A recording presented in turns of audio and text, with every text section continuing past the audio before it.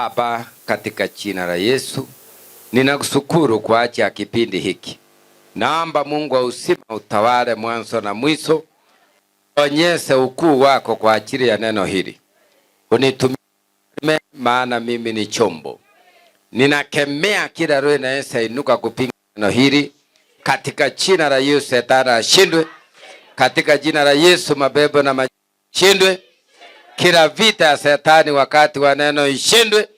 Mungu mwenye rehema na mwenye huruma, waliofungwa kupitia kwa neno hili wafunguliwe, na waliopoteza tumaini kupitia kwa hii neno wapate tumaini.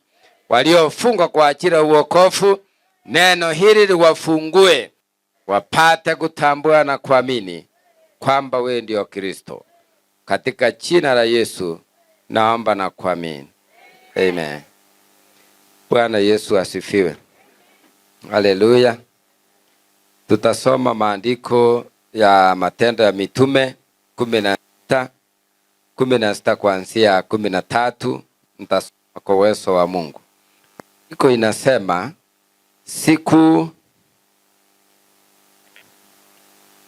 maandiko inasema siku ya Sabato tukatoka nje ya lango, tukaenda kando ya mto ambao tulidhani ya kuwa bana mahali pa kusali. Tukaketi tukasema na wanawake waliokutana pale.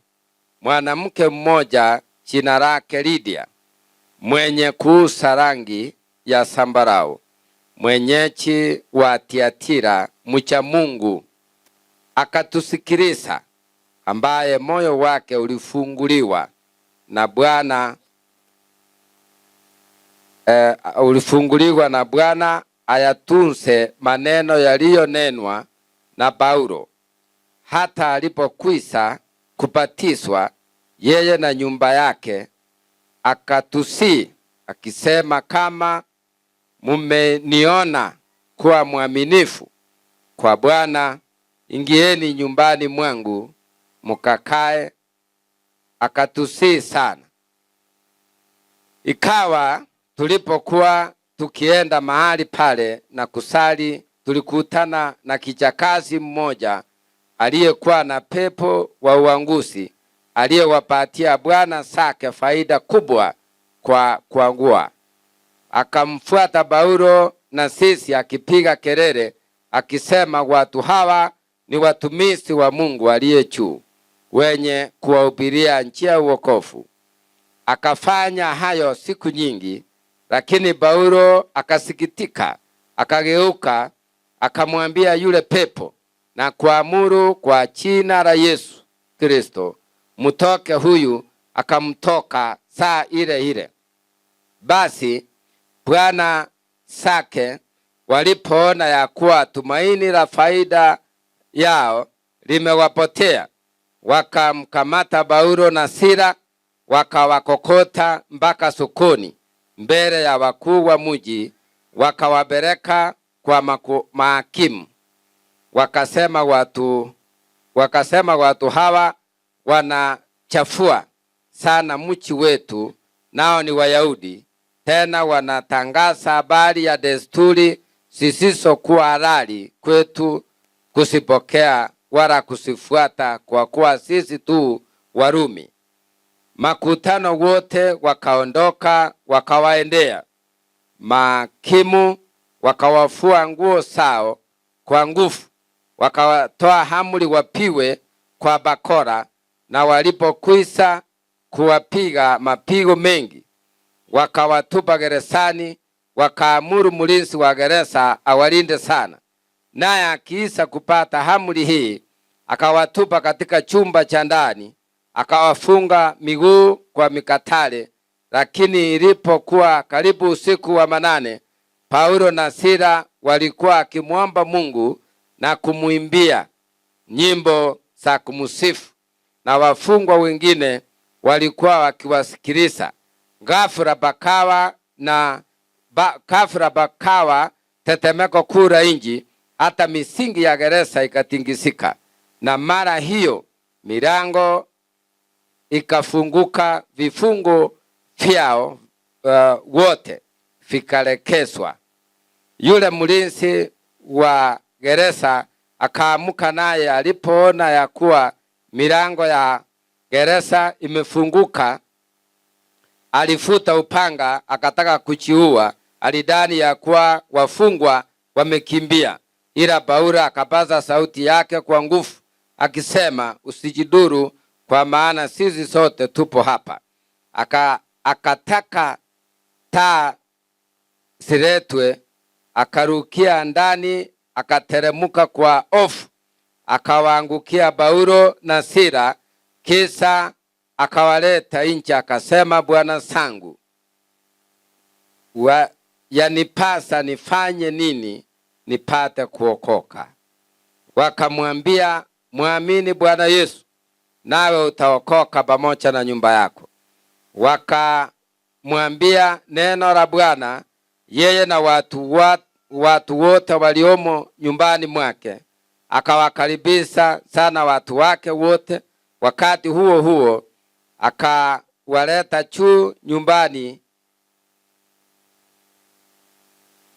kidogo tu, akawakaribisha saa hile ya usiku, akawaosha mapigo yao, kisha akapatiswa yeye na watu wake wote. Wakati huo huo akawaleta juu nyumbani kwake, akawaandalia chakula. Akafurahi sana yeye na nyumba yake yote, maana amekwisha kumwamini Mungu. Kulipopambazuka, mahakimu wakawatuma wakubwa wa askari wakisema, waacheni watu wale waende sao. Yule mlinzi wa gereza akawaarifu Paulo maneno haya akisema, mahakimu wametuma watu. Akawaambia, wametupiga mbele ya watu wote bila kutuhukumu, na sisi ni tu Warumi. Tena wametutupa gerezani, na sasa wanataka kututoa kwa asiri, sivyo? Lakini na wache wenyewe wakatutoe. Wakubwa wa askari wakawaambia mahakimu maneno haya, na wakaogopa. Waliposikia kuwatoa nje, wakawaomba watoke katika mji ule, na wakatoka gerezani wakaingia nyumbani mwa Lidia. Na walipokwisha kuonana na ndugu, wakawafariji, wakaenda sao. Bwana abariki neno lake. Bwana Yesu asifiwe. Kabla hatujaenda sana, mumeona hiyo jina Lidia imerudiwa mara ngapi? Mara ngapi? Mara 2. Bwana Yesu ainuliwe. Kwa sababu huyu moyo wake ilifunguka. Waliposungua wakihubiri, yeye ndiye aliwakaribisha. Bwana Yesu ainuliwe. Jambo lingine, maandiko imesema mahali hapa, si watu wote wako na pesa wanapata njia kwa njia ya Mungu. Bwana Yesu ainuliwe. Kulikuwa na pepo ilikuwa imefugwa ndani ya kijaka. Hii pepo ndiyo inaletea wakubwa wake pesa, lakini ikawa inapinga ile neema ya Injili iliyokuwa na Paulo na Sila. Bwana Yesu ainuliwe. Na akawa anafuata nyuma akipinga. Maana yake kupinga nini? Injili. Sasa leo hii ujui ni kijakasi wangapi wako nyuma yako. Hawataki uokoke, hawataki ubarikiwe, hawataki usomeshe watoto, hawataki uinuliwe. Bwana Yesu ainuliwe. Hawataki ufanye nini? Uinuliwe. Kwa sababu walienda wakipiga kelele mbele ya mtumishi. Biblia imesema Paulo akakwaswa na lile neno, akageuka akakemea ile pepo. Katika jina la nani? Alikemea katika jina la nani? Ilinyamaza. Ilinyamaza. Tuko pamoja? Hiyo maandiko ni gani? Nataka niwaamuse kidogo. Hiyo maandiko ni gani? Mathayo.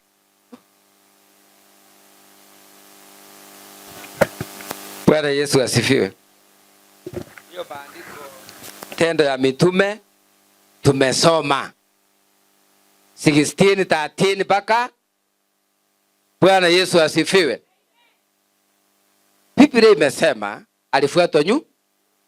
Sasa wewe unajuaje vile umekuja hivi mpaka hapa? Kuna mtu amekuacha pale kwa kona akarudi, akasema naona anakaribia nabii, wacha niru. Kuna mtu anaonekana mwenyewe. Na kuna spirit ambayo tunaita ya monitoring. Mnanielewa? Hii roho ambayo tunaita ni roho ya monitoring ni roho ambao inaweza kukumonita sawa sawa. Kwa sababu kijakazi aliwaambia nyinyi ni watumishi wa nani? Wa Mungu aliye juu. Alijuaje? Ni pepo hii. Sababu pale ndiyo ilikuwa inatumika. Na wale wakubwa walikuwa wanategemea iwaletee pesa. Bwana Yesu asifiwe.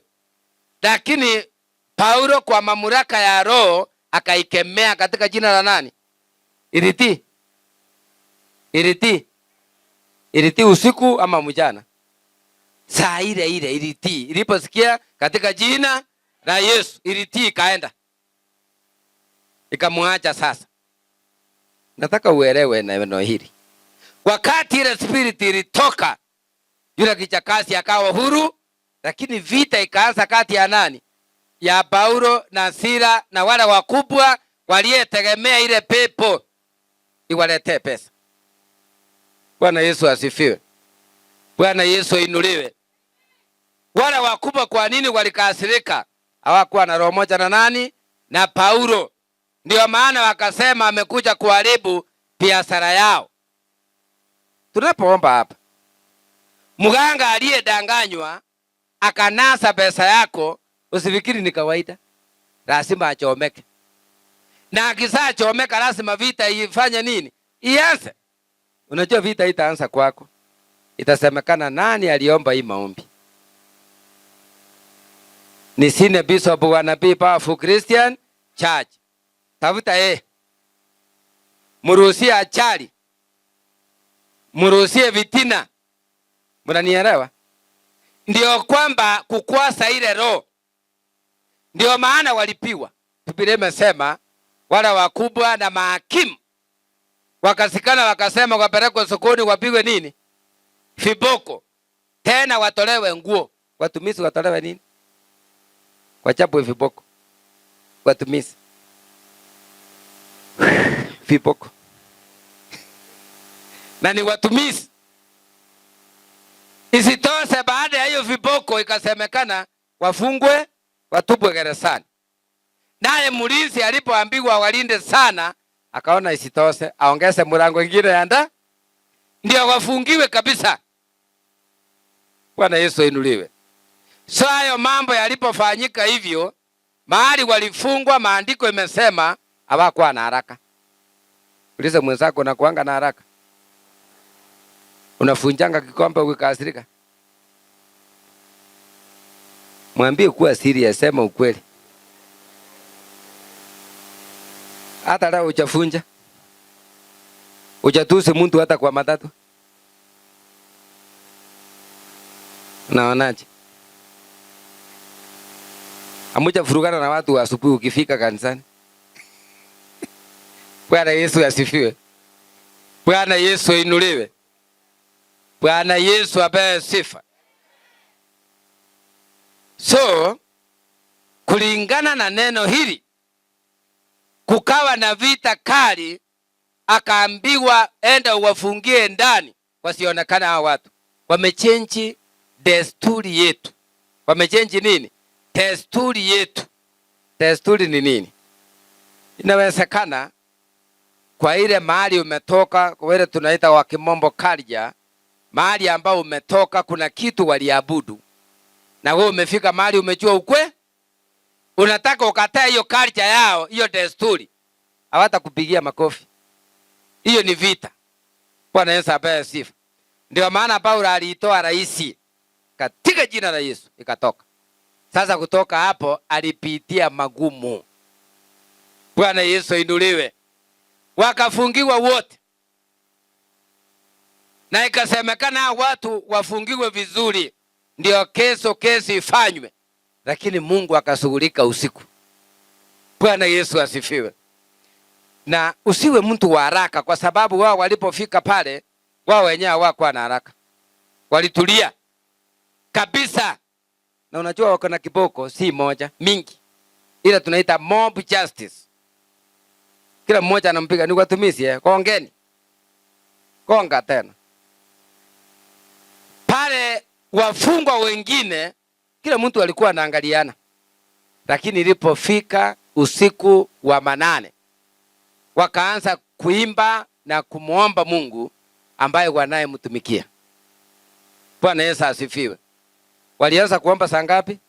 Usiku. Hebu niona wale wameokoka nifanyie hivi. Wengine bado nianza na wokovu. Ama uko na stress, umesikia njaa? Bwana Yesu asifiwe. Bwana Yesu inuliwe. Mtu mwenye anajiamini, Mkristo mwenye anajiamini, ananga haraka in most cases. Mambo yake anaendanga polepole, kwa maana anajua aliye ndani yake ni mkuu, na akimuita hata mwaibisa ataitika. Bwana Yesu asifiwe. Akimuita atafanya nini? Ataitika. Ndio maana hawakuwa na haraka, wao wenyewe wakatulia, wakangojea yale mapigo walipigwa ipoe, wakijiandaa vile wataanza maombi. Bwana Yesu asifiwe. Na ile maombi kwa sababu ya utulivu hawana haraka. Kipindi kingine ni vizuri kujifundisha katika utulivu. Unaweza kuwa mahali mambo itokee, hata ujionyeshe wewe ni nani, unatulia tu. Bwana Yesu asifiwe. Si vizuri kitu ikifanyika hivi mara moja umelipuka, unajua mimi ni nani. Sometimes una take time usome hao watu ndio ulipu. Bwana Yesu asifiwe. Bwana Yesu ainuliwe. Siku nyingine tulikuwa tunapita hapa Mombasa Road na matatu, ile wakati wa Michuki, salia ya misipi. Nikienda kasini, nilikuwa nimepanda matatu, sikuwa nimefunga mshipi. Tukasikwa tukaambiwa sasa tupelekwe milimani. Tumekairi amri, hatukufunga mshipi.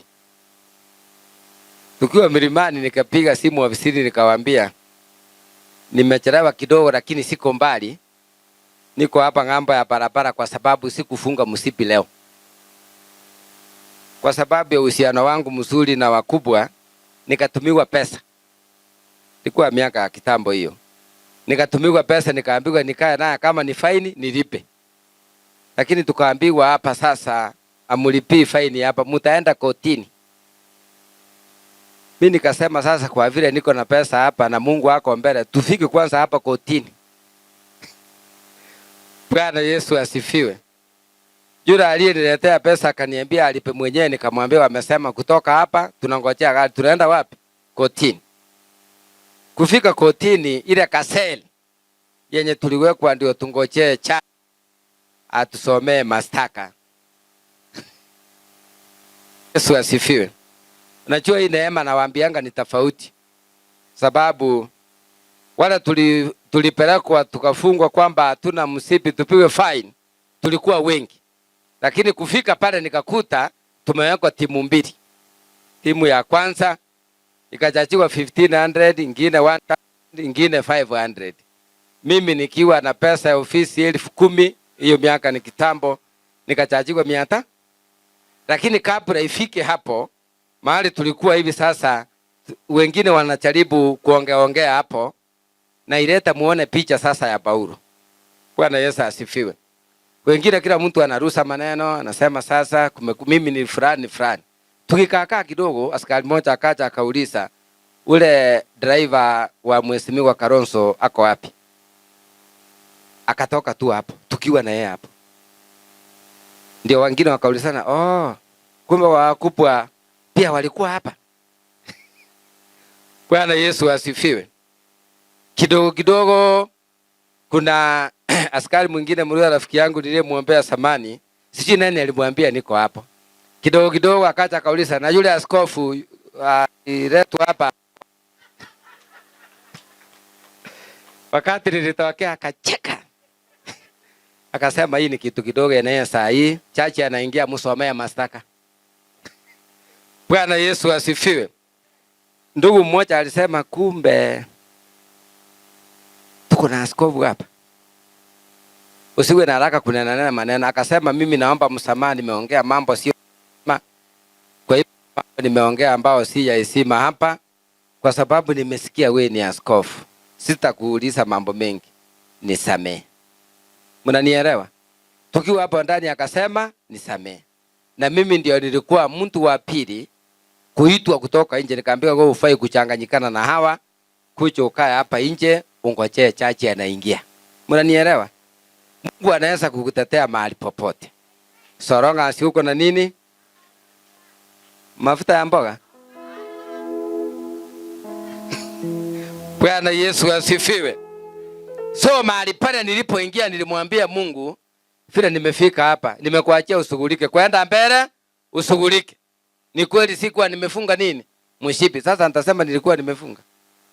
Unaweza kuomba hivyo? Bwana Yesu asifiwe. Na pale kotini tulisomea mastaka mbio mbio. Hakuna kusema ulikuwa umefunga ama ulikuwa hujafunga. Unauliza ulikuwa unakubali?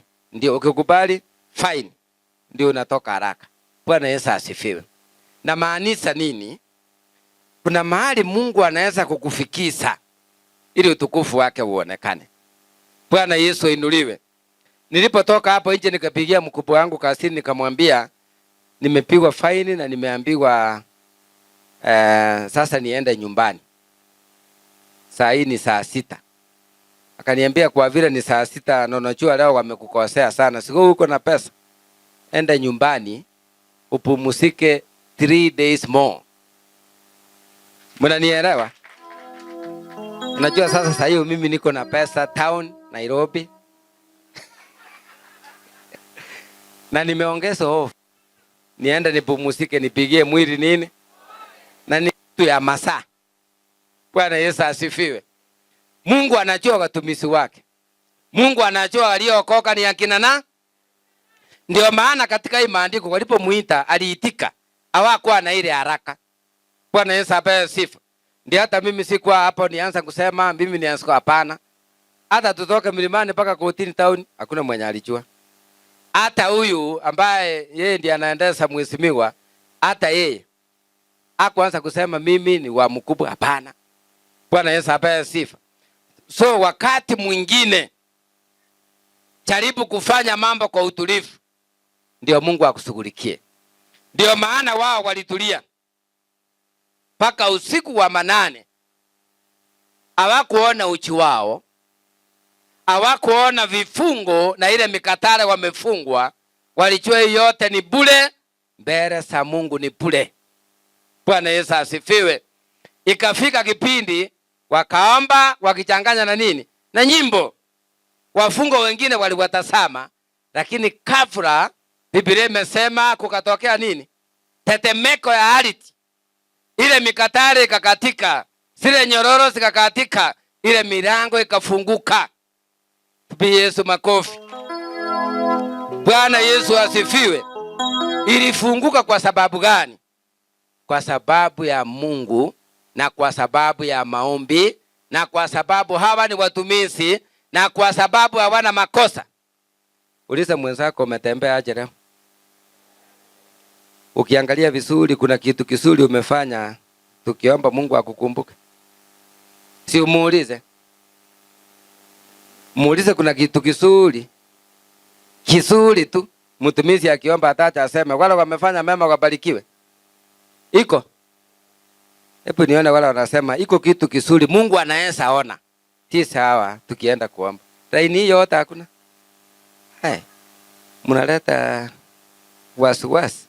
Hebu weka mkono chini tukubaliane. Pengine wengine hawakunielewa. Bwana Yesu asifiwe. Si Paulo alisema mwisoe ilionekana hawana nini? Makosa. Amen. Kwa hivyo sisemi kwamba una makosa 100%. Lakini kuna ile nyingine umekosa mtu mpaka mahali yako analia machozi. Na unajua.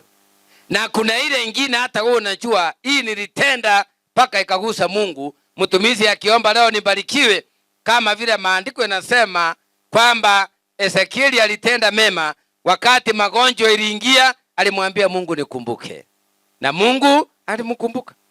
Sasa wewe niambie Mungu nini leo ndiye akukumbuke? Wale wanaamini hawako vibaya sana. Unajua tunaendanga na percentage iko 25%. Tukitoka hapa tuende 50. Tukitoka 50 tunaruka sana mpaka 75. Arabu kidogo wachache kwa hapo. Usiende 90 hapo umeenda sana.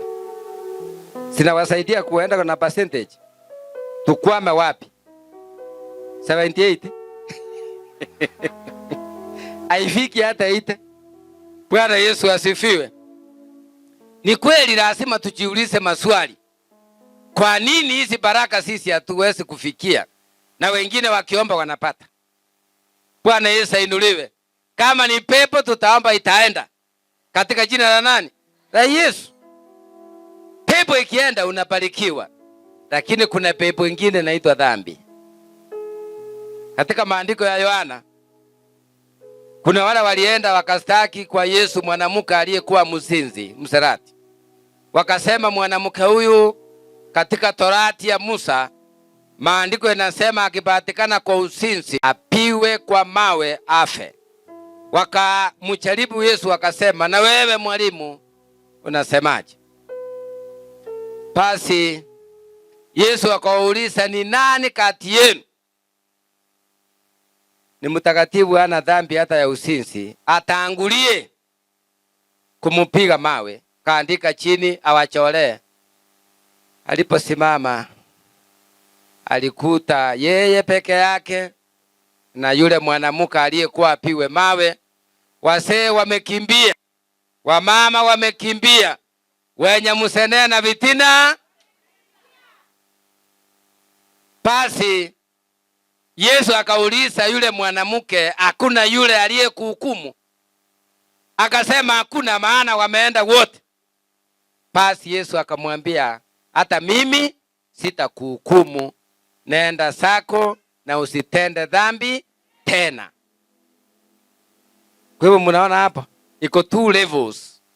First level ni hiyo ya kwamba kama kuna pepo iondolewe katika jina la Yesu. Pepo namba 2 ni dhambi ya mtu binafsi, maana anaona ya mwingine yake aoni. Uliza mwenzako, mtu akikukosea muulize wewe. Musalimie hivi, corona iliisha. Musalimie hivi nikwambie vile utamwambia. Musalimie. Muulize, ngoja kwanza kutoa mkono wewe. Muulize unasalimianga watu na ama ni hapa tu? Bwana Yesu asifiwe. Mwambie hivi. Mwambie hivi. Yule akuajiria. Tupie Yesu makofi. Amen. Si Biblia imesema kuhusu milango? Ile milango ilikuwa imefunguliwa? Haikuwa imefunguliwa. Ilifungwa kabisa. Lakini usiku ule maombi yale yaliombwa ilifunguka. Na sio kufunguka peke yake. Paka mulinzi alitamani hajawahi ona maombi kama hii yanafungua nini? Milango. Kwa maana alifunga akaenda na ufungua. Milango yote kutoka ile ya ndani, ya katikati, ya nje ikafunguliwa na nguvu ya maombi katika jina la Yesu. Bwana Yesu asifiwe. Alipotaka kujinyonga, Paulo akamwambia usijidhuru, maana sisi tuko hapa. Akawauliza, naweza fanya nini na mimi niokoke? Bwana Yesu asifiwe. Wakamwambia, ukiamini Bwana Yesu utaokoka pamoja na nyumba yako. That Bible says. Alipoamua, Biblia imesema akabatizwa. Baada ya ubatizo alifanyia mitume nini? Aliwaosha. Si Biblia imesema hivyo? Aliwaosha mahali walikuwa wamepigwa mapigo yao, na akawaangukia kwa furaha kwa sababu ya wokovu. Tupie Yesu makofi. Haleluya. Alipopata ile wokovu, hata wakati mahakimu na makuhani walikuja kusema wale watu wafunguliwe, hata Paulo alikataa.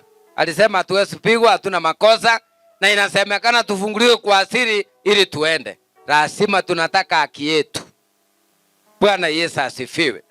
Lakini ilisemekana hao watu waliogopa, kwa sababu sasa ile maombi ikifanya kazi watu wanakuwa na uoga, maana roho wa Mungu anashughulika. Narudia hili. Wakati maombi iliomba, roho wa Mungu alifanya nini? Alishughulika. Mahali kulikuwa na vifungo na mateso na mipango ya Shetani, na kesi iliondolewa. Tupie Yesu makofi. Kesi ilifanya nini? Iliondolewa. Wakaachiliwa waende, wakawa huru. Mtu akiwa na pepa anakuwa msito sana, mwili yake anakuwa msito, anang'ang'ana kimaisha, anang'ang'ana hata kwa mwili wake kufanya mambo. Lakini Yesu akiingia, mambo ni rahisi. Ndani ya Kristo mambo ni rahisi katika jina la Yesu. Na ndio maana maandiko yamesema sasa wakatafuta ni wapi wanaweza pumzika. Ni wapi walienda?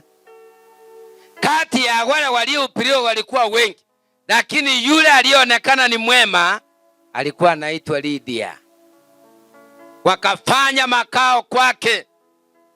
Wale wandugu wengine wakaacha kuwapa pole na kuwafariji ndani ya nyumba ya nani? Ya Lydia.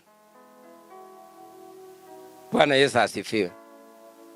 Unajua leo tungekuwa na watumishi wazuri, lakini badala wengine wao wangojee Mungu awaongoze, walijiongoza wao. Wakaingia kwa nyumba zingine kusema Shetani ashindwe, na hiyo nyumba itaki Shetani. Mnanielewa? Kwa hivyo neema ile Mungu aliwapea ikakwama, ikuendelea mbele. Bwana Yesu ainuliwe. Kuna mtoto wako akona neema nzuri, anaweza barikiwa, lakini yule rafiki anatembea naye, baba yake mali aliye naye ni ya kimapepo. Kwa hivyo akikula hiyo ile spirit anaileta kwako, mambo yako inaanza kukwama. Katika maandiko haya, ni nani aliye Lydia wa leo? Mtumishi wa Mungu anaweza pita, asikize neno la Mungu na atetee injili kweli kweli, aseme Paulo anahubiri vizuri, ambao mimi ni Paulo wa leo, ambaye hata akiingia mtumishi kwa nyumba yake hata mpa turungi amwambie maisha ni ngumu, kwa sababu hapa maandiko yanasema Lydia akakaribisha watumishi akabarikiwa. Ama ataleta cabbage ya juice imekatwa kubwa kubwa na inaanza kuwa na harufu, na siku hii amechinja kuku, anangojea mtumishi aende ndiye aseme. Sasa anachungulia, anasema ona kabisa kama ameenda kabisa, ndio kuku itolewe tukule, maana mtu wangai ameenda. Utangoja baraka gani? Ngoja niwape very good example. Na hiyo nimesema hapa mara mingi, na wafundisha vile mtabarikiwa. Baba yangu mimi yule alinilea kiroho, hakuniitisha pesa yoyote. Lakini kwa sababu mimi nilikuwa mwanafunzi, niliweza kuona ana kazi nyingine, anatuombea, ndio baba yetu. Na zaidi sana yeye ni baba yangu aliyenichunga na kunilea kiroho miaka hiyo ya zamani. Na nilipoenda kwake naangalia, naona hapa kuna chamba ambao kama mwanafunzi ni la kwangu nifanye. Bwana Yesu asifiwe. Siku ile alinitamkia baraka, akaniambia wewe, nimeona umebeba vipawa vingi na siku zinakuja neema ya Mungu iko juu yako, utazidi kubarikiwa na kuinuliwa. Ilikuwa miaka ya 90s. Bwana Yesu asifiwe. Wakati mgeni mwingine aliingia, akianza kuongea na yeye, mimi nilitoka. Tulikuwa huko Isiri section 3. Nilipotoka hapo, nikaenda mahali, nikatafuta pasa, nikatafuta sadaka nono yenye tafanya ile baraka yangu ifunguke. Nikakucha Kwa hiyo nyumba unajua ilikuwa single room. Si mnaelewa hii nyumba single room tunakemea hiyo roho. Sasa nikiwa hapa ninachungulia ninaona hapa msee ni kama hakuna unga hapa, hakuna hii. Nikapitia kwa supermarket nikafanya shopping kidogo, nikarudi sasa. Akinitafuta hakujua nimeenda wapi. Nilitoka tu kidogo. Kurudi nikarudi na shopping na nikarudi na ile paasa na nikaja straight kwa miguu yake nikamwambia, baba, naomba niwekee ile mkono tena, maana sitaki baraka ipotee.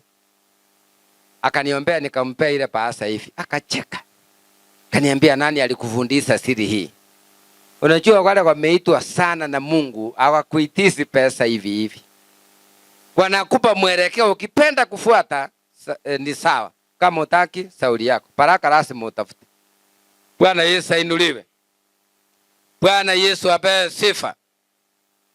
Yule mama aliyekuja kutafuta maombi mahali pale alikuwa mkubwa wa ministry fulani. Alikuwa Mruya. Akauliza, huyu kijana ni kabila gani? Bwana Yesu asifiwe. Nani alimfundisha kunyenyekea mbele ya watumishi? Sijawahi kuona namna hii. Akamwambia, nataka leo akuombe. Nataka usike hiyo.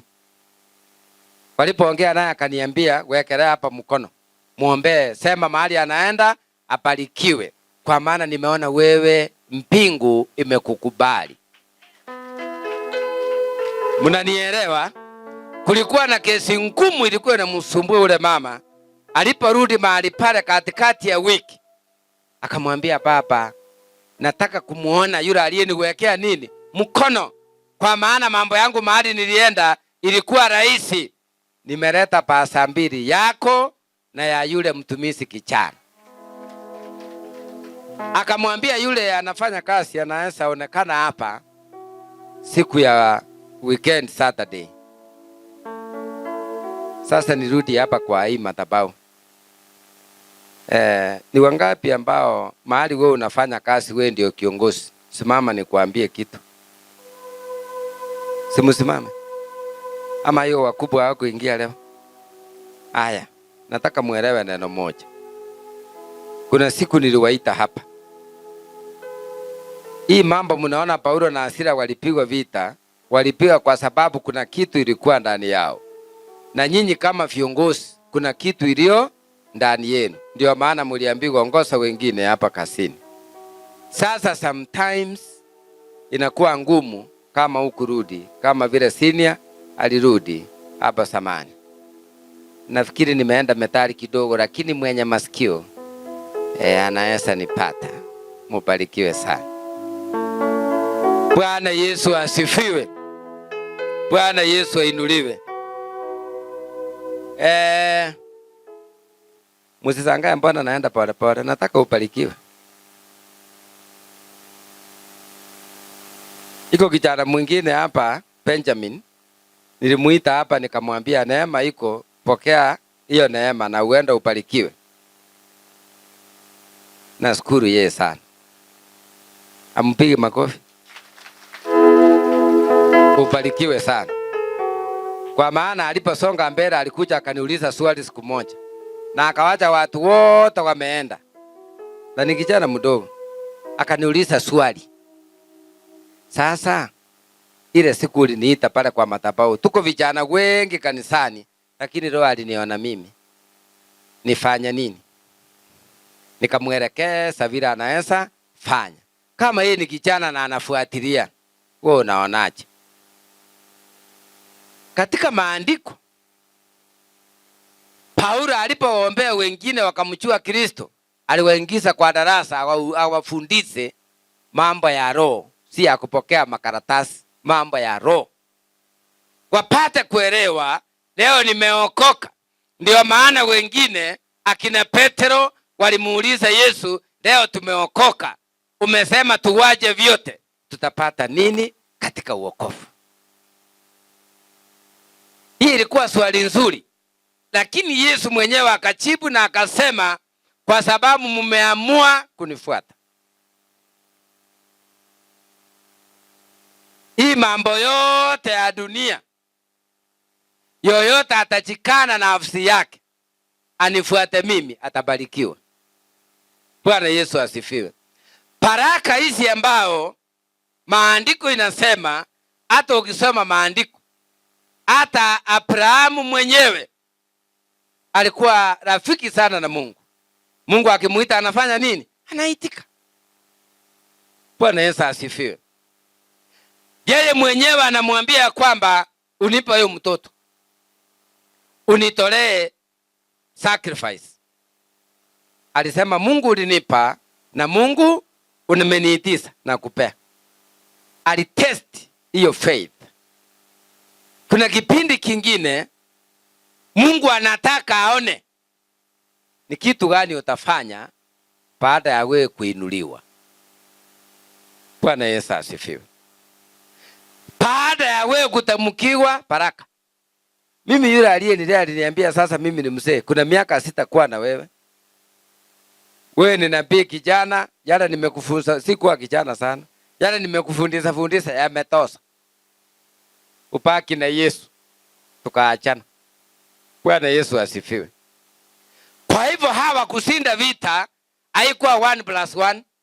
Wakati vita iliingia, wametengeneza uhusiano mzuri na Mungu, hawana itirafu. Wakianza kuita wanasema Baba. Unaona mapigo ambao tumepigwa na hatuna hatia. Tunaomba sasa utume malaika ashughulike. Kwa nini wewe umeokoka? Kwa nini mimi naomba malaika akushughulikie? Ashughuliki, anashughulikia mwingine. Shida iko wapi? Maandiko yanasema tafakarini njia zenu. Mahali unaona uchaenda sawa, mwambie Mungu, hapa nimekosea, nisamee. Kwa sababu Paulo alipigwa vita kwa ukemene pepe ya kiuchawi ilikuwa inatesa watu. Si lazima watu wanipende mimi. Sana sana hao wachawi, kwa sababu nimekemea mapepo yao. Watasema maneno mingi, mliona wengine wanajiangusha hapa wanasema maneno. Nikamwambia wewe una pepo, simama na uende. Alisimama hakusimama? Simama na uende, wewe una pepo. Ile burani mlipanga, unajua shetani haachangi mtu rahisi.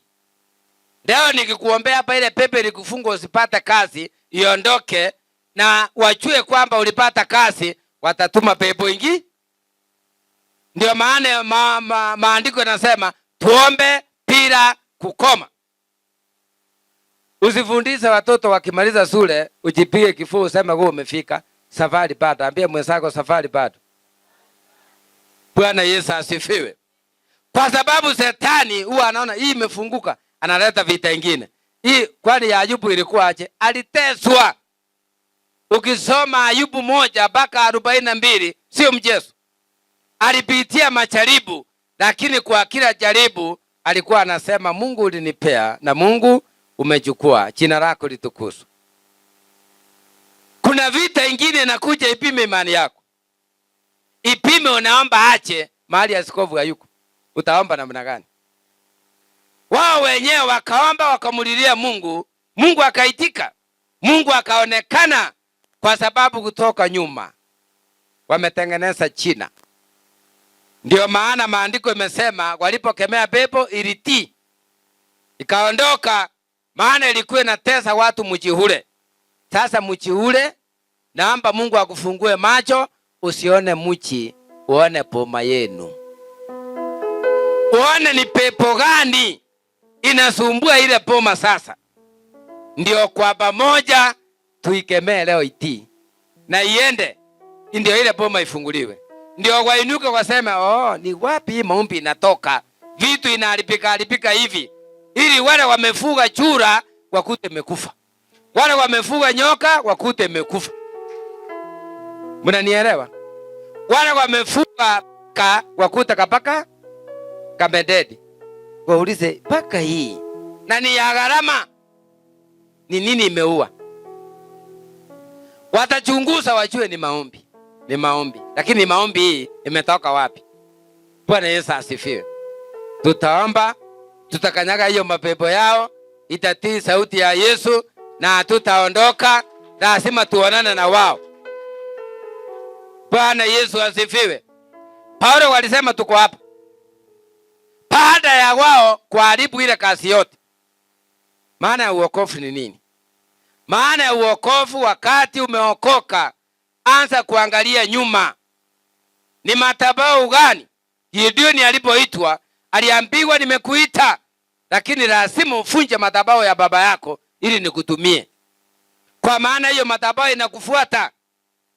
Ndio nana tukianza kuomba hapa, kama madhabahu inakusumbua hiyo ya familia, unaomba kidogo kidogo kidogo, nakwambia we unaanza kutingizika, utaamka, simama, wacha.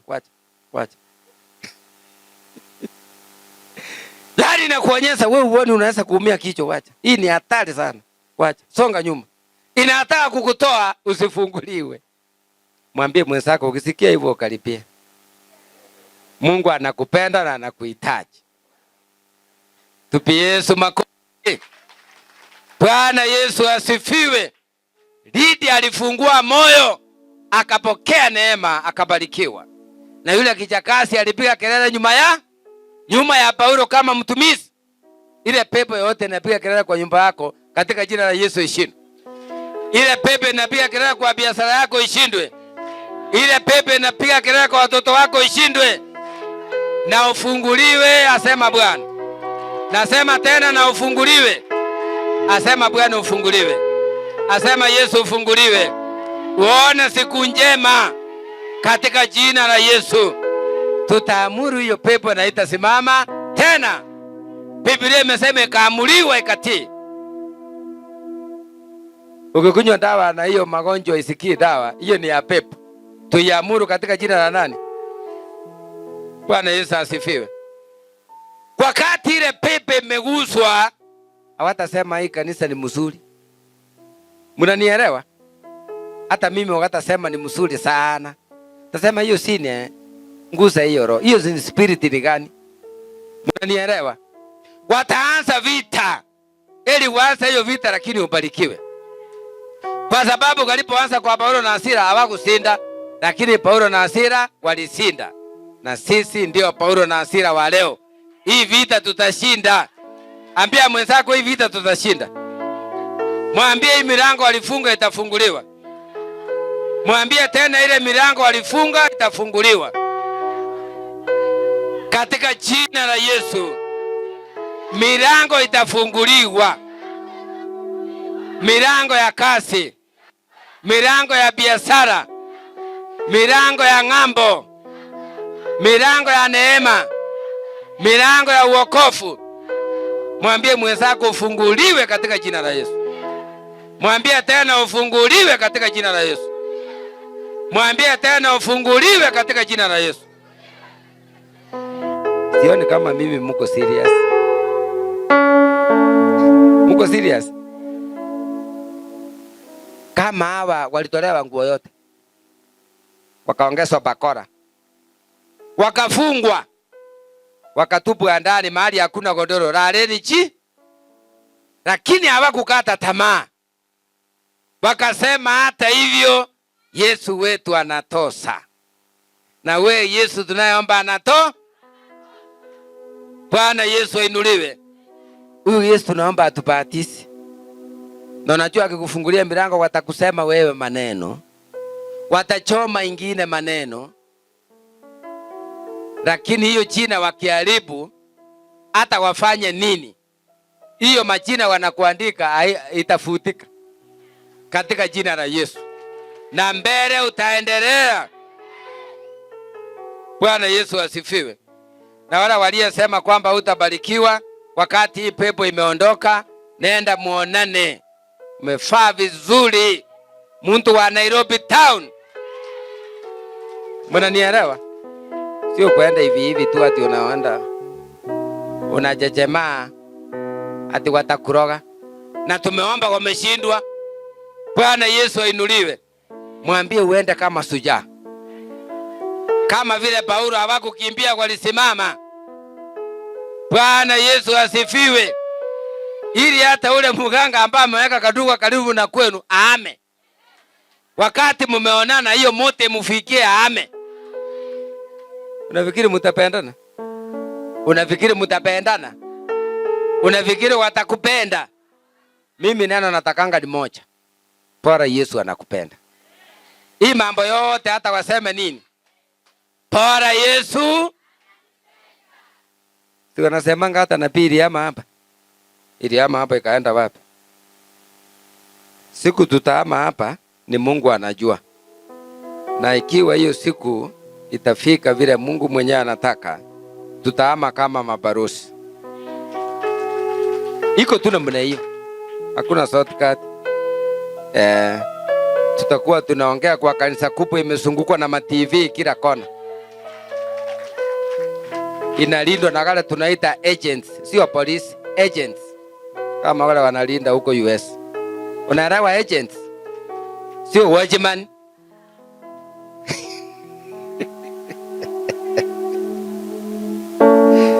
Ndio sasa wachue Mungu ametupandisha ngazi. Si wanatuombea hivyo? Ati huko kulipomolewa, hiyo kanisa ilikuisa, sijui walienda wapi.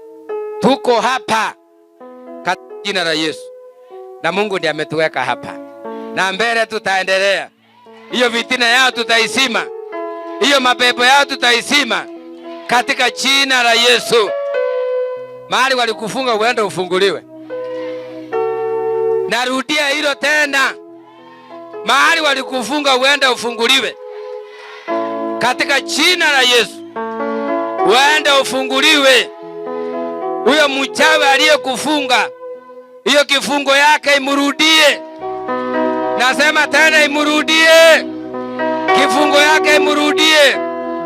Kwa waganga iwarudie. Kwa Illuminati iwarudie. Wenye vitina iwarudie. Shetani ashindwe. Amen. Sasa hapo naona mumeanza kusika moto kidogo. Bwana Yesu asifiwe. Tutaomba ile kusimu kutingisike hivi. Si maandiko imesema waliomba milango ya gereza ikafunguka na ile ya gereza ikatingisika katika jina la Yesu. Haleluya. Bwana Yesu asifiwe. Ati wanasema uwezi endelea. Kwani Mungu wetu alikufa? Kwani ako live? Wao ndio tutatuma live. Tena sio live tu, compulsory live. Haijulikani kwa tarudi lini kasi. Katika jina la Yesu. Bwana Yesu ainuliwe. Kuanzia Wednesday wataanza kupiga simu wakiuliza, "Uko poa?" Waambie niko poa na Yesu ni Bwana. Maana watakuwa wanaungua kweli kweli. Waambie mimi niko salama ndani ya Yesu. Bwana Yesu ainuliwe. Maana hiyo moto nitaomba itakaa juu yao. Paka hiyo siku. Paka watakubali. Paka watatii. Paka watakuachilia. Uendelee mbele. Waliyeng'ang'ana na baraka zako wataachilia hapa katika jina la Yesu. Ni wangapi wanaamini hilo? Lydia akasema nimeamini, na kama mumeona uaminifu ndani yangu, karibu katika nyumba yangu. Haleluya. Sisi tunaamini na tunajua kuna kitu Mungu atatenda saa hii. Maana wakati Paulo aliamuru ile pepo, saa ile ilitoka na watu wakafunguliwa. Saa ile ilitoka na watu wakafanya nini? Wakafunguliwa. Na wewe hiyo pepo imekutesa itoke. Katika jina la Yesu. Katika jina. Ndio ukienda wataanza kuuliza, "Hiyo kanisa umeingia kwa nini uliama hii ingine hii? Si hapa kwa kona." Kwa nini? Waambie Yesu aliniita. Usiende kwa mambo mingi. Waambie tu mahali niko sawa na Yesu ndiye aliniita. Inatosa hiyo. Katika jina la Yesu inatosa. Ukitoka hapo usiende kulia tena. Watu kama 19 hivi wakiuswa kidogo wanalia, wanasema Yesu ako safari, nateseka namna hii. Yesu hayuko safari. Ako karibu na wewe akuinue. Siria tena, mwambie Yesu, mtumishi wako aliniambia kilio changu kimefika mwisho. Bwana Yesu ainuliwe. Kilio kimefika mwisho. ile pepe inapiga kelele nyuma yako, inazuia neema na baraka, tunasema leo iondolewe. Tunasema iondolewe katika jina la Yesu. Hiyo pepo iondolewe. Ambia mwenzako ile pepe inakutesa iondolewe. Kama ni ya magonjwa iondolewe. Kama ni ya vitina iondolewe. Kama ni ya kuharibu biashara iondolewe. Kama ni ya kupinga wokovu iondolewe. Kama ni ya kupinga neema ya Mungu ndani yako iondolewe. Haleluya! Tusimame mbele za Bwana. Neema imezaa suka ya Bwana. Nasema wako na tumaini wamuitao Bwana. Wako na tumaini wala ambao tumaini lao liko kwa Kristo. Wanapopitia magumu na masito, wanajua Yesu ni Bwana. Baratarabosikaradai nenge Yesu ribagantarabosaya. Mungu mwenye rehema, Mungu mwenye mamlaka, Jehova Nisi, Jehova Elisadai, Bori tarabosikaradai. Mungu mwenye mamlaka, Mungu mwenye neema. Ulipoitwa na Paulo na Sila, maandiko imesema uliitika mara ya kwanza, ukaondoa ile pepo ilikuwa wengi walitegemea. Baada ya hapo, mara ya pili, baada ya mapigo yao, ulionekana ukiwa Mungu. Uinuliwe Jehova. Kuna mwenye amepigwa mapigo ya vitina Baba, mpaka anaona amefika mwisho. Kuna mwenye amepigwa mapigo ya magonjwa, anaona amefika mwisho. Kuna mwenye amesugumwa na maisha, anaona amefika mwisho. Lakini ninaposoma maandiko, Mathayo 1:37 inasema, Jehova Mungu, kwako hakuna jambo lisilowezekana.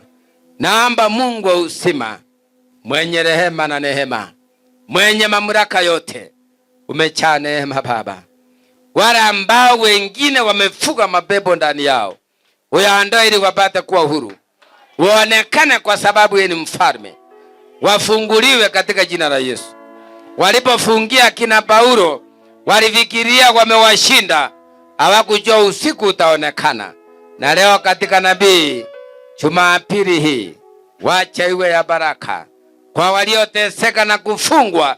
Hiyo milango yote iliyofungwa mbele yao, hiyo pepo ambayo imefunga hiyo milango, uiondoe hiyo pepo mbele yao, wapate kufunguliwa, wapate kufunguliwa, wapate kubarikiwa. Kila pepo ambayo imefunga milango ya baraka, tunakemea hiyo pepo katika jina la Yesu, katika jina la Yesu, katika jina la Yesu, katika jina la Yesu. Roho ambayo imefunga milango ya baraka, hiyo pepo ishindwe. Pepo ambayo imefunga milango ya ndoa, hiyo pepo ishindwe. Pepo ambayo imefunga milango ya kuinuliwa kazini, hiyo pepo ishindwe. Pepo ambayo imefunga milango ya ng'ambo, hiyo pepo ishindwe. Pepo ambayo imefunga milango ya mafanikio, tunakataa hiyo roho. Hiyo pepo ambayo imezuilia milango ya mafanikio, inayochelewesha baraka, katika jina la Yesu. Hiyo pepo ya uchawi, pepo ya divorce, pepo ya uganga, pepo ya uganga, pepo ya uganga iliyefunga pesa yako, iliyefunga mafanikio, tunakanyaga hiyo pepo. Pepo ya uchawi, pepo ya uganga, pepo ya majini, pepo ya uchawi, tunaiamuru. Yes, katika jina la Yesu, jina la Yesu, katika jina la Yesu. Kila pepo ambayo imefunga, ikiwa ni nguo ilifunga, ikiwa ni pesa ilifunga, ikiwa ni makucha ilifunga, ikiwa ni nguo ilifunga, ikiwa ni nywele ilifunga, naomba sasa moto wa Yesu, moto kila mahali, moto kwa wachawi, moto kwa waganga, moto kwa Illuminati, moto kwa devil worship, itatena fire, fire katika jina la Yesu, fire katika jina la Yesu. Kila mahali fire, kila mahali fire. Wachawi waliokufunga kwa ajili ya ndoa, moto juu yao, sema wapiwe, sema wapiwe, wapiwe katika jina la Yesu, wapiwe katika jina la Yesu. Jina la Yesu, jina la Yesu. Wapiwe wachawi katika jina la Yesu. Wapiwe waganga katika jina la Yesu. Wapiwe Illuminati, wapiwe wenye wifu, wapiwe wenye laana, ili ufunguliwe katika jina la Yesu, katika jina la Yesu. Kila pepe iliyefunga maisha yako iondolewe katika jina la Yesu. Pepe ya uchawi iondolewe, pepe ya uganga iondolewe, pepe ya majini iondolewe, iondolewe, iondolewe katika jina la Yesu, jina la Yesu. Pepe iliyefunga laini ya pesa tunaiondoa, tunaiondoa katika jina la Yesu. Pepe ambaye inapigana na kwaya, hiyo pepe iondolewe kwa kwaya, tunaiondoa katika jina la Yesu, tunaiondoa katika jina la Yesu. Hiyo pepe inapigana na kwaya, tunaiondoa katika jina la Yesu. Hiyo pepe inapigana na kazi ya mikono yako, tunaiondoa sasa kwa mikono yako. Naondoa hiyo pepo katika jina la Yesu, katika jina la Yesu. Kwa mikono yako naiondoa hiyo pepo ambayo inafanya kwa mikono yako unang'ang'ana, naiondoa katika jina la Yesu. Hiyo pepo naing'oa katika jina la Yesu. Kwa mikono yako natuma moto wa Roho, moto wa Roho sasa. Hiyo mikono itakasike katika jina la Yesu, katika jina la Yesu. Chochote iko mikononi mwa Shetani, natuma moto wa Roho katika jina la Yesu, katika jina la Yesu. Chochote Shetani amesikilia sasa, achilie, achilie roho, achilie kasi, achilie ndoa yako, achilie masomo yako, achilie fedha yako, achilie neema yako, achilie nyota yako katika jina la Yesu, katika jina la Yesu, katika jina la Yesu. Achilie sasa, achilie ile neema ambayo amesikilia, achilie. Yes, achilie sasa, achilie sasa, achilie hiyo neema, neema ya ndoa, neema ya ndoa, neema ya ndoa, neema ya ndoa. Achilie hiyo neema katika jina la Yesu. Achilie neema ya biashara, neema ya mafanikio, neema ya wokovu, neema zote achilie juu yako. Asema Bwana, achilie, achilie, achilie katika jina la Yesu. Achilie kila roho iliyofunga ndoa yako, inaachiliwa huru, inaachiliwa huru. Neema ya ndoa iliyokuwa imefungwa inaachwa huru katika jina la Yesu, katika jina la Yesu, katika jina la Yesu, katika jina la Yesu, katika jina la Yesu, katika jina la Yesu, katika jina la Yesu, katika jina la Yesu. Hiyo kifunguo, hiyo kifunguo ya ndoa inaachiliwa sasa, inaachiliwa sasa. Kifunguo ya ndoa na ya mafanikio inaachiliwa sasa. Kila kifunguo uliyofungwa usifanikiwe kwa ndoa, dagai la gora dagai, lele ila gora dagai, leterebo saya, rotorobo sigarabai, nenge Yesu rebai. Achilia neema, achilia neema sasa, achilia neema Yesu. Achilia hiyo funguo aliyefungwa kwa ajili ya ndoa, afunguliwe sasa katika jina la Yesu, afunguliwe katika jina la Yesu. Ita jina la Yesu, ita jina la Yesu. Paulo na Sila aliita jina la Yesu, ile mapepe kakimbia. Aliita jina la Yesu akafunguliwa. Waliita jina la Yesu, waliimba na kusifu, misingi ya gereza ikafunguliwa. Neema ya Bwana ikaonekana, ikaonekana, ikaonekana, na leo ionekane katika jina la Yesu, jina la Yesu, jina la Yesu, jina la Yesu, katika jina la Yesu. Kila vifungo iondolewe, jina la Yesu. Ita jina la Yesu nikuweke huru, jina la Yesu, jina la Yesu. Lalai la gora lagai, lelego inangai, jina la Yesu. Parata la botaya, jina la Yesu. Yes, yes Rabbi, yes Rabbi, Santa la botaya, jina la Yesu. Haleluya, haleluya. Pokea neema katika jina la Yesu. pokea kufunguliwa katika jina la Yesu. Pokea hiyo mafanikio katika jina la Yesu. Pokea hiyo kufunguliwa katika jina la Yesu. Pokea neema mpya katika jina la Yesu. Jina la Yesu. Jina la Yesu. Jina la Yesu. Jina la Yesu. Katika jina la Yesu. Katika jina la Yesu. Katika jina la Yesu. Katika jina la Yesu. Mahali umefungwa, Mungu akufungue katika jina la Yesu. Katika jina la Yesu. Hiyo kifungo ya magonjwa iondolewe sasa katika jina la Yesu. Hiyo mateso, hiyo madhabahu Shetani aliyekujengea ung'ang'ane kwa maisha haya katika jina la Yesu. Tunafunja hiyo madhabahu. Tunafunja hiyo madhabahu. Tunafunja uchawi. Tunafunja uganga. Tunafunja vitina. Ifunjike sasa. Ifunjike sasa. Ifunjike sasa. Madhabahu ya kiuchawi, madhabahu ya kiuganga, ifunjike yote. Ifunjike yote katika jina la Yesu. Ile madhabahu imenaza pesa yako, ifunjike sasa katika jina la Yesu. Katika jina la Yesu. Kila mateso hiyo ifunjike. Hiyo roho ya madeni ifunjike sasa katika jina la Yesu. Ifunjike. Yes. Libai latin. Baba libai. Santa rabosaya. Loto robosika rabai. Nenge Yesu radhi. Mungu mwenye rehema. Mungu mwenye huruma. Mahali wamefungwa, wafungue sasa katika jina la Yesu. Mwambie Mungu unifungue sasa. Mungu nitawale sasa. Mungu nitakaze sasa. Kila pepe nasuiria baraka zangu leo niondolee. Yes, yes. Leo niondolee.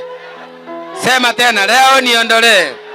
Leo niondolee pepo ya ufukara, pepo ya madeni, pepo ya kung'ang'ana, pepo ya kukataliwa, pepo ya magonjwa katika jina la Yesu. Niondolee. Niondolee. Niondolee katika jina la Yesu.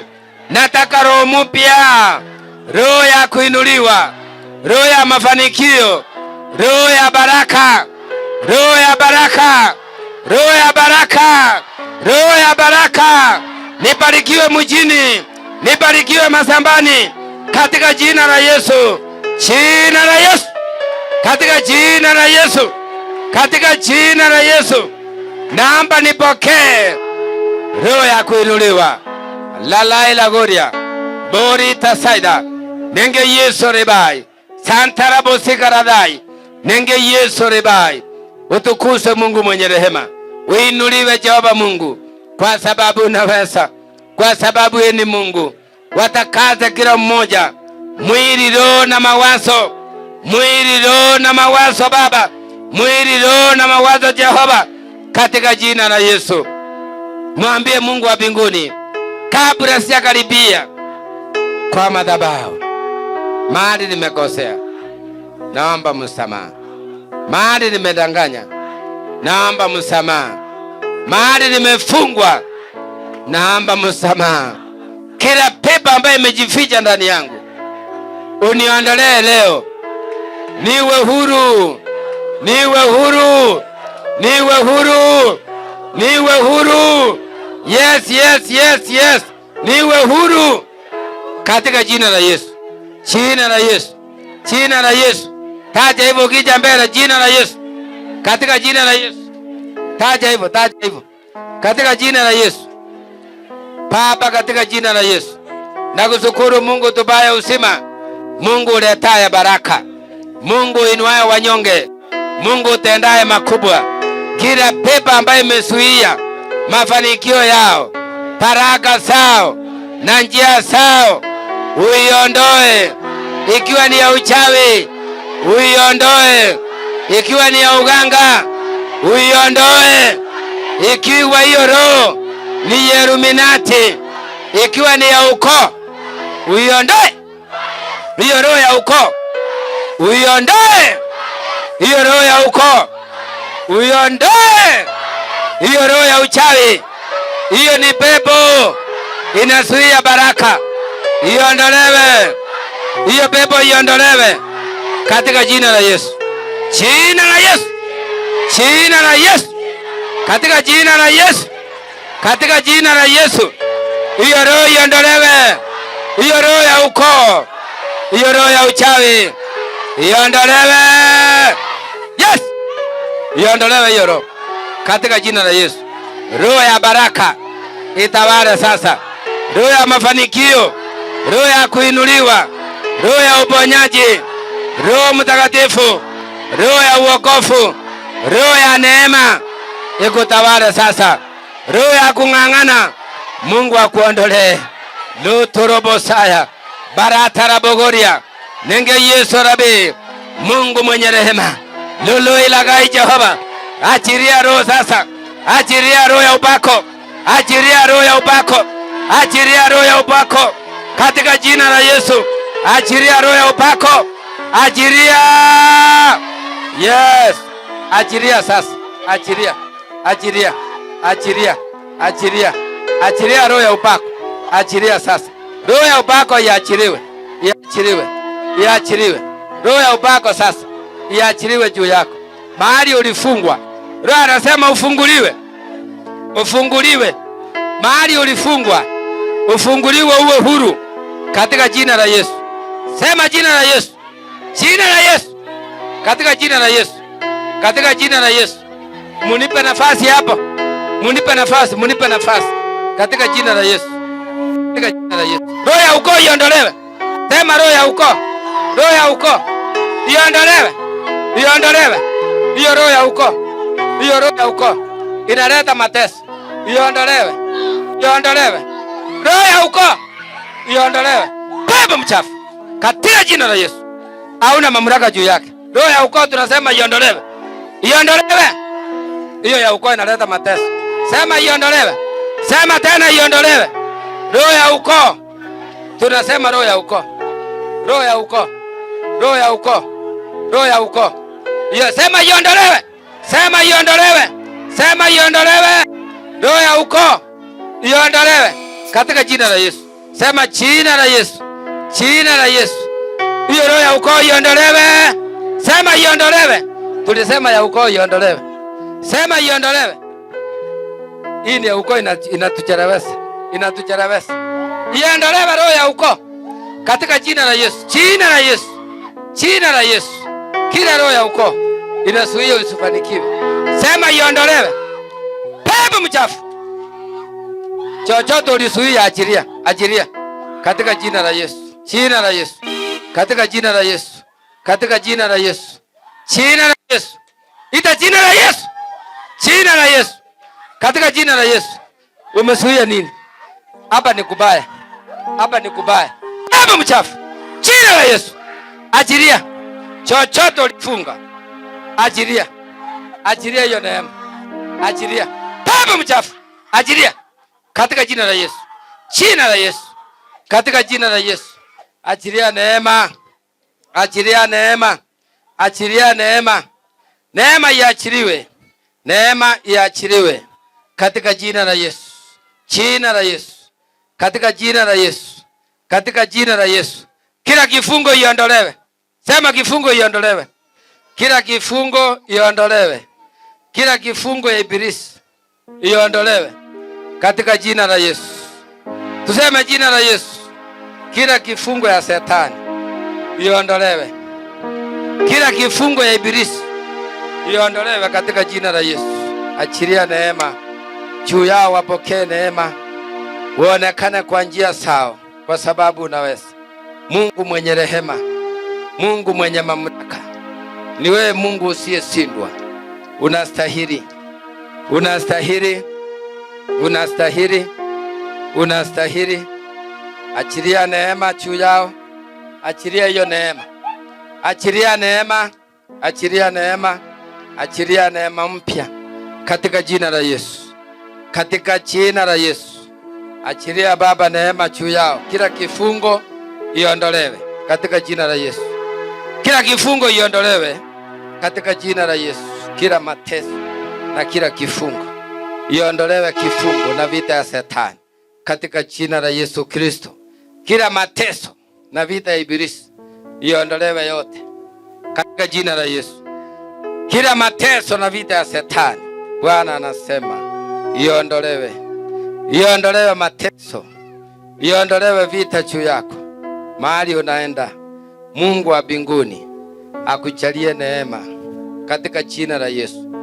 Sema jina la Yesu, jina la Yesu. Kila mateso na roho yote, kila mapepo iliyotesa maisha yako iondolewe. Sema iondolewe, sema iondolewe, sema iondolewe, sema iondolewe katika jina la Yesu. Sema jina la Yesu, sema jina la Yesu, sema jina la Yesu, sema jina la Yesu, sema jina la Yesu, sema jina la Yesu, sema jina la Yesu, katika jina la Yesu, katika jina la Yesu, katika jina la Yesu, katika jina la Yesu, katika jina la Yesu. Tumetuma Roho Mtakatifu ashughulike kule kusimu katika jina la Yesu, achome mipango ya Shetani. Sema katika jina la Yesu. Tena jina la Yesu. Sema tena katika jina la Yesu, katika jina la Yesu, katika jina la Yesu.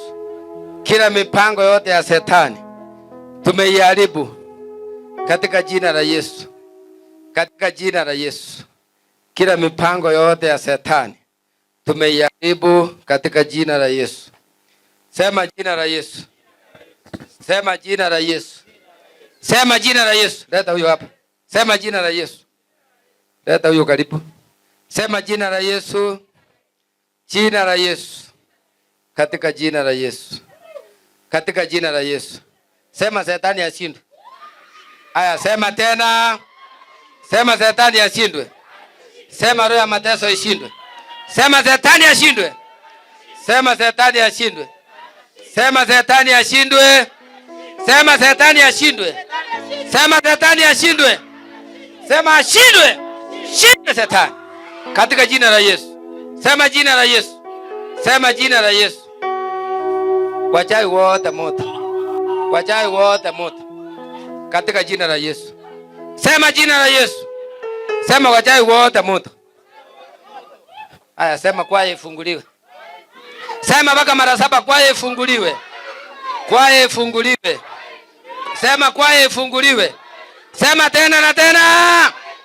Sema tena. Sema tena. We. Toa alama yako hapa. Toa haraka. Toa haraka. Itakwenda kwa haraka. Itakwenda kwa haraka. Katika jina la Yesu. Hiyo mateso mliyetuma iondolewe. Itakwenda kwa haraka katika jina la Yesu. Itakwenda katika jina la Yesu. Sema jina la Yesu. Sema tena jina la Yesu. Sema tena jina la Yesu. Ndio hiyo. Waite. Waite nione. Waite. Waite haraka. Katika jina la Yesu. Sema jina la Yesu. Sema jina. Itaweza kwa haraka. Katika jina la Yesu. Katika jina la Yesu. Sema kwaya ifunguliwe. Sema tena. Sema tena. Sema tena. Sema tena. Sema tena. Mumeshindwa kusema? Wewe sema. Sema kwa sauti. Sema ifunguliwe. Sema tena. Sema tena nione. Kwani imewalemea? Kwaya ifunguliwe. Kwaya ifunguliwe. Ifunguliwe kwaya. Katika jina la Yesu. Katika jina la Yesu. Sema jina la Yesu. Sema tena. Jina la Yesu. Jina la Yesu. Jina la Yesu. Jina la Yesu. Mko wangapi hapa? Kumbe. Amewalemea. Mlete hapa. Mlete tuombe hapa. Mlete hapa. Sema mmefunga nini? Sema mmefunga nini? Sema mmefunga nini? Sema mlifanya nini? Mlifunga nini? Mlifunga nini? Wewe ni nani? Wewe ni nani? Wewe ni mchawi? Jina yako? Jina yako? Jina yako? Wewe ni mkupa wa wachawi? Unakuja kutupima akili hapa? Sisi ni wabarikiwa. Hawezi barikiwa. Umefuga nini? Umefuga nini? Umefuga nyoka? Nyoka umefuga? Iko wapi? Ujaona imekufa? Pepo mchafu ya nyoka. Pepo na kuamuru. Jina la Yesu. Pepo ya nyoka. Na kuamuru. Jina la Yesu. Pepo ina nyoka. Jina la Yesu. Uangamie. Pepo mchafu. Na kuamuru. Jina la Yesu. Wachawi wote. Moto wa Yesu. Fire. Fire. Moto ndio hiyo. Kila mahali fire. Katika jina la Yesu. Lazima mtakubali. Yesu ni Bwana. Chochote mmefunga, achilia sasa. Umekubali? Tupambane mpaka mwisho. Tupambane mpaka mwisho. Tupambane mpaka mwisho. Mnapinga nini? Sema mnapinga nini? Sema mnapinga nini? Sema mnapinga nini? Sema mnapinga nini? Mnapinga nini? Mnapinga nini? Mnapinga nini? Sema mnapinga nini? Eleza hapa. Mnapinga nini? Baraka. Mko wachawi wangapi? 7. Eleza vizuri. Mko wangapi? Mko wangapi? Eleza. Na para kwa kwaya mliweka nini? Hamtaki waendelee? Hamtaki? Kwanza huyu. Na kwaya yote Tumefunga. Mmefunga? Anajifanya hapa. Anajifanya? Wacha nikuonyeshe. Anajifanya. Ati anajifanya? Hapa tuko serious. Tutapambana katika jina la Yesu. Jina la Yesu. Jina la Yesu. Jina la Yesu. Jina la Yesu. Jina la Yesu. Muachilie. Muachilie. Achilia yeye. Achilia yeye. Nani alikataa nini? Uchawi yenu. Nimesambaratisha. Hiyo uchawi nimesambaratisha. Jina la Yesu. Jina. Nimesambaratisha hiyo uchawi. Katika jina la Yesu. Jina la Yesu. Achilia. Hiyo nyoka nimeiangamiza katika jina la Yesu. Hamuna nguvu tena katika jina la Yesu. Kanisa ifunguliwe. Kwaya ifunguliwe. Hata yeye afunguliwe. Kazi ya giza imefika mwisho. Nimesimamisha kazi ya giza katika jina la Yesu. Nimeisimamisha. Hamuna nguvu tena. Ongea nisikie. Kama imebaki nguvu ongea nisikie. Iko nguvu imebaki. Tupie Yesu makofi. Amen. Bwana Yesu asifiwe. Nataka wale wanafunzi wa boarding schools wakuje. Wale wako boarding mnafanya mikono hivi. Baba, katika jina la Yesu nakushukuru kwa ajili ya wanafunzi wanasoma shule mbalimbali. Shule za mabweni kumetokea moto na vita mbalimbali kwa shule. Uwafunike na damu ya Yesu. Uwape neema na ulinzi ili tuweze kuonana tena. Wanaporudi kwa shule zao, waondolee vifungo na vita ya Shetani. Wachalieni neema na baraka katika jina la Yesu. Uwaondolee magonjwa na vita ya Shetani. Uwape marafiki wazuri kwa sababu yeye ni Mungu. Utakase njia zao kwa sababu yeye ni Mungu. Uwapeni neema na nguvu ya Kristo katika jina la Yesu. Mafuta ya upako iwalinde wanapoingia na wanapotoka. Magonjwa na mapepo na nguvu za giza siwe mbali nao katika jina la Yesu. Uwalinde, uwachalie neema na baraka kwa sababu yeye ni Mungu. Uwatendeeni mema katika jina la Yesu. Uwalinde, uwaondolee maovu na vita ya Shetani katika jina la Yesu. Uwatakase wanapoingia na kutoka kwa sababu yeye ni Mungu. Kila grupu mbaya uwatenganishe nayo. Uwachalie neema na baraka katika jina la Yesu. Utukuzwe Mungu wa uzima uletaye baraka. Usime kila moto wa Shetani mbele yao. Amen.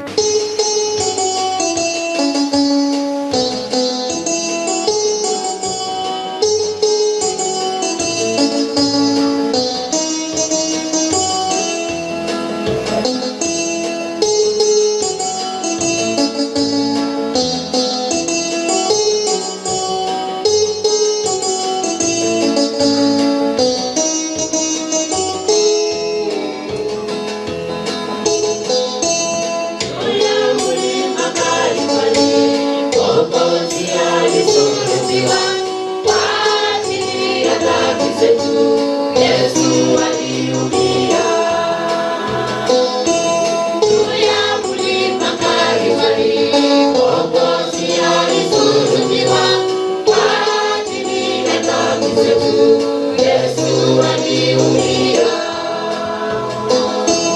Mwokozi wangu wa rehema, unikumbuke nami Bwana, katika ufalme wako utakapokuja. Mwokozi wangu wa rehema, unikumbuke nami Bwana, katika ufalme wako utakapokuja.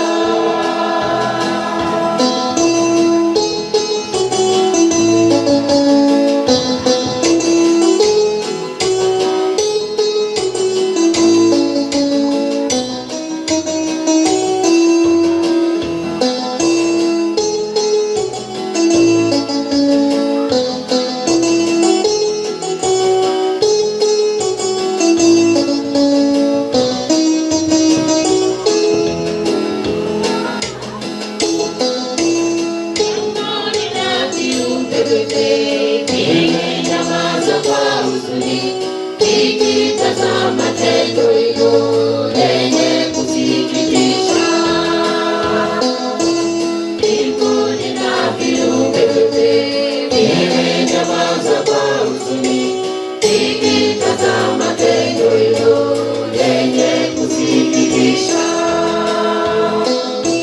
Mwokozi wangu wa rehema, unikumbuke nami Bwana, katika ufalme wako utakapokuja. Mwokozi wangu wa rehema, unikumbuke nami Bwana, katika ufalme wako utakapokuja.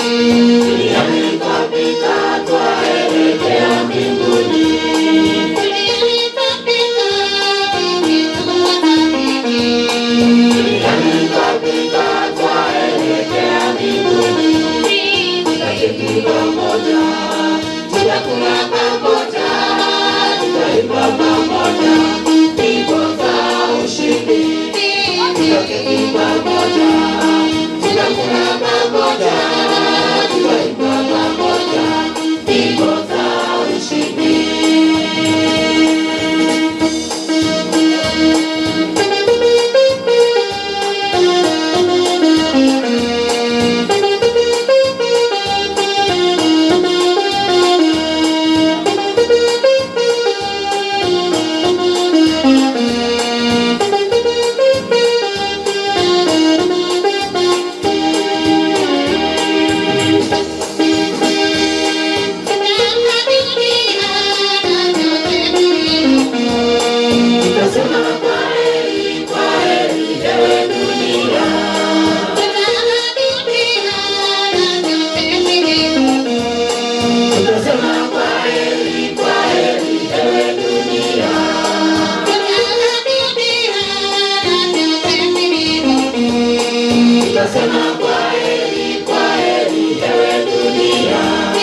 Tutaketi pamoja, tutakula pamoja, tutaimba pamoja nyimbo za ushindi. Tutaketi pamoja, tutakula pamoja, tutaimba pamoja nyimbo za ushindi.